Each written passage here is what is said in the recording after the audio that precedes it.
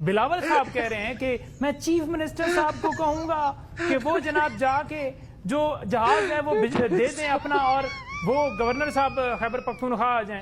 تو 8 تاریخ کو استعفیٰ دیا ہوا ہے. پہلے بلاول صاحب آپ نے کیوں نہیں جہاز دیا؟ پہلے آپ نے کیوں نہیں یہ پیشکش کی؟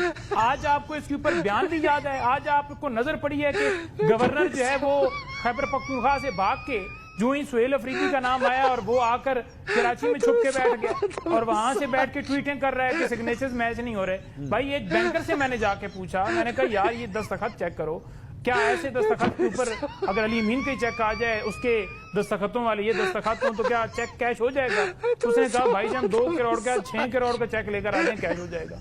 تو صرف بہانے, صرف عذر.